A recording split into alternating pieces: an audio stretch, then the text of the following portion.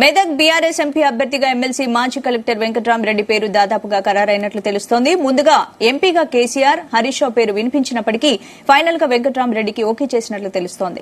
ఈ స్థానం నుంచి టికెట్ ఆశించిన వంటేరు ప్రతాప్ రెడ్డి కూడా సున్నితంగా పోటీ నుంచి తప్పుకున్నారు. మరో అభ్యర్థి గాలి అనిల్ కుమార్ కు జహీరాబాద్ ఎంపీ అభ్యర్థిగా ప్రకటించారు. అయితే వెంకట్రామరెడ్డిని ఫైనల్ చేసినట్లు పార్టీ వర్గాలు చెబుతున్నాయి. ఈ రోజు అభ్యర్థిని అధికారికంగా ప్రకటించే అవకాశం ఉన్నట్లు తెలుస్తోంది.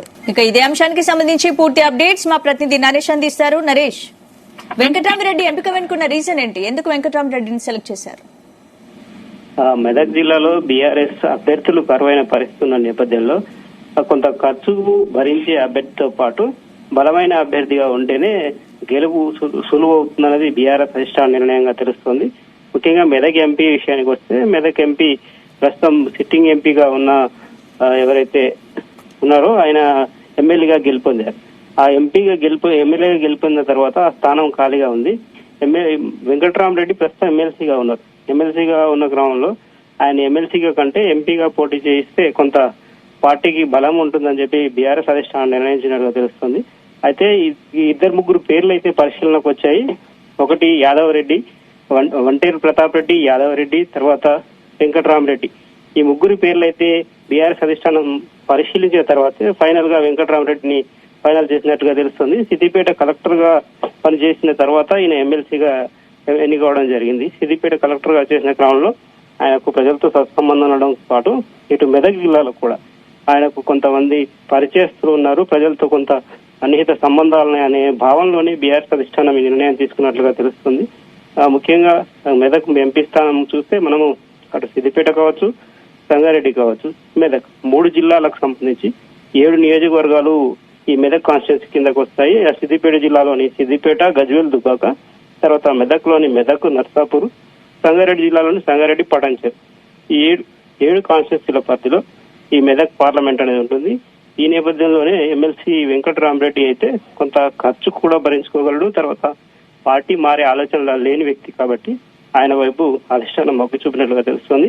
అయితే వంటేరు ప్రతాప్ రెడ్డి కూడా ఈ రేసులో ఉన్నారని నిన్న ఉన్నటి వరకు కూడా ప్రచారం జరిగింది. కాకపోతే అధిష్టానం ఆయనకు బుజ్జగించినట్టుగా తెలుస్తుంది. నగేష్, ఇప్పటి వరకు మెదక్ రేస్ లో ఎవరెవరున్నారు? అంటే చాలా పేర్లు వినిపించినప్పటికీ వెంకట్రామరెడ్డి ఎంపికకి ఏ అంశాలు దోహదపడ్డాయి ముఖ్యంగా? అయితే వెంకట్రామరెడ్డితో పాటు యాదవ్ రెడ్డి, తర్వాత వంటేరు ప్రతాప్ రెడ్డి, ఈ ముగ్గురు అయితే ప్రస్తుతానికైతే ఈ గత 10 రోజులుగా వీరి ముగ్గురు పేర్లు అయితే ప్రముఖంగా వినిపించాయి. బీఆర్ఎస్ అధిష్టానం ఒకనొక స్థానంలో హరీష్ రావును కూడా రంగంలోకి దించాలని అయితే భావించినట్లుగా తెలిసింది.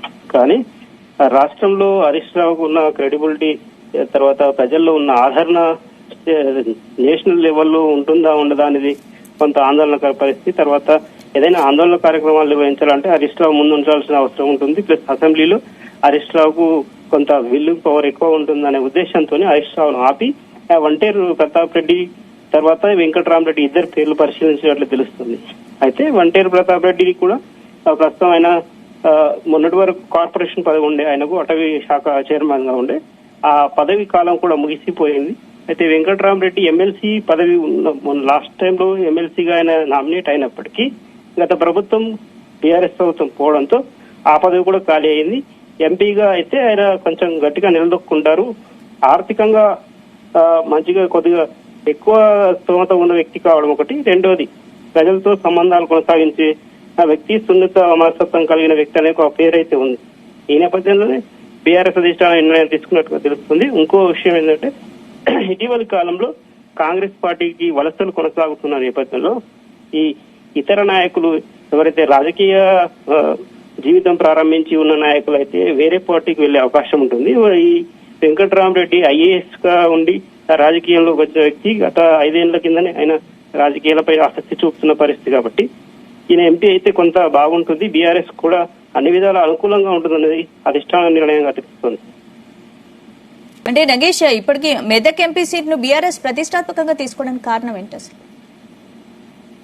ఉమ్మడి మెదక్ జిల్లాలో 10 అసెంబ్లీ స్థానాలకు 7 అసెంబ్లీ స్థానాలను గత అసెంబ్లీ ఎన్నికల్లో బీఆర్ఎస్ అయితే కైవసం చేసుకుంది. ఎందుకంటే ఇతర ప్రాంతాల్లో చూసుకున్నట్లయితే మనం దాదాపుగా అన్ని జిల్లాల్లో 1-2 స్థానాలకే పరిమితమైన బీఆర్ఎస్ ఈ ఉమ్మడి మెదక్ జిల్లాలో మాత్రం 10 స్థానాలకు 7 స్థానాలు కైవసం చేసుకుంది. ఈ నేపథ్యంలో ఇక్కడ ఏదైతే ఎంపీ స్థానం ఉందో ఆ ఎంపీ స్థానాన్ని గెలవడం అంటే ఇక్కడ ఉన్న ఎమ్మెల్యేలందరినీ ఏకతాటిపైకి తీసుకురావడం అనేది ప్రధాన అంశం. అయితే ఇతర పార్టీలతో పోలిస్తాడు బీఆర్ఎస్ కావచ్చు, కాంగ్రెస్ కావచ్చు, రెండు పార్టీలకు గతంలో ఉన్నంత బలం ఇక్కడ లేకపోవడం ఒకటి బీఆర్ఎస్ ప్లస్ గా చెప్పుకోవచ్చు. ఈ నేపథ్యంలో ఏదైతే పార్లమెంట్ స్థానం మెదక్ పార్లమెంట్ ఉందో అది ఈజీగా గెలవడం అనేది బీఆర్ఎస్ కు కొంత ఈజీ పని అని అటు రాజకీయ విశ్లేషకులు కావచ్చు, పార్టీ పెద్దలు కూడా భావిస్తున్న పరిస్థితి ఉంది. అటు జహీరాబాద్, మెదక్ రెండు కాన్స్టిట్యూన్సీలు పార్లమెంట్ స్థానాలు ఉన్నప్పటికీ మెదక్ అయితే కొంచెం బీఆర్ఎస్ కు బాగా ఉంటుంది. పోటీదారులు ఎంత గట్టిగా నిలుపుకున్నప్పటికీ సీట్ అయితే తొందరగా అంటే బీఆర్ఎస్ క్యాడర్ ఇక్కడ బలంగా ఉంది కాబట్టి ఆ సీటు చేజిక్కించుకోవచ్చు అనేది బీఆర్ఎస్ అధిష్టాన నిర్ణయంగా తెలుస్తోంది. దీనిలో భాగంగానే కేసీఆర్ కు అత్యంత సన్నిహితంగా ఉండే వెంకట్రామరెడ్డి పేరునైతే ఖరారు చేయడం జరిగింది. ఈ నేపథ్యంలో ఇతర నాయకులు ఎవరైతే యాదవ్ రెడ్డి కావచ్చు, వంటేరు ప్రతాప్ రెడ్డి కావచ్చు, వీళ్ళందరినీ బుజ్జగించడం జరిగింది. ఎంపీగా ఈ వెంకట్రామరెడ్డి పేరును ప్రకటించిన తర్వాత ఆయనకు అన్ని విధాలుగా అనుకూలంగా ఎవరైతే కార్యకర్తలు కానీ, నాయకులు కానీ, జిల్లా నియోజకవర్గ స్థాయి నాయకులు అందరూ సహకరించాలని చెప్పి ఇప్పటికే బుజ్జగింపులు కూడా చేసినట్లుగా తెలుస్తుంది.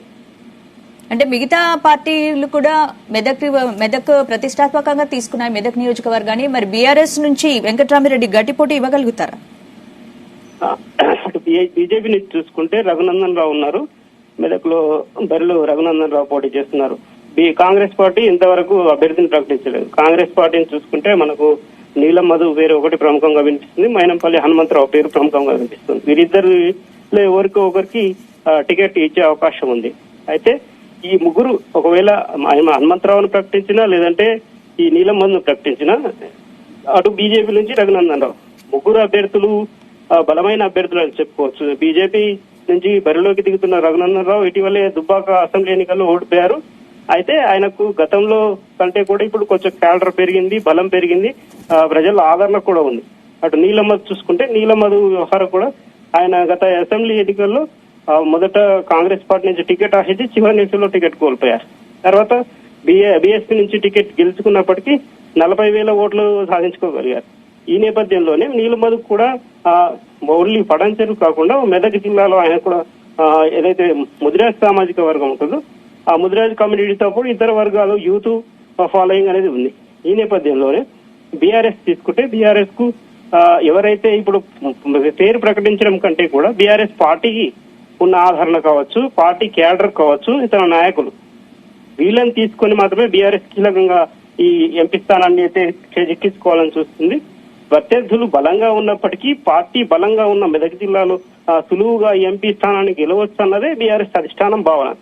ఈ నేపథ్యంలోనే ఏ అభ్యర్థిని ప్రకటించినప్పటికీ పూర్తి స్థాయిలో అందరినీ ఎవరైతే నియోజకవర్గాలు కావచ్చు, మండలు కావచ్చు, ఇతర జిల్లా నాయకులు కావచ్చు అందరినీ ఏకతాటిపై తీసుకురావడం అనేది బీఆర్ఎస్ అధిష్టాన నిర్ణయంగా తెలుస్తుంది.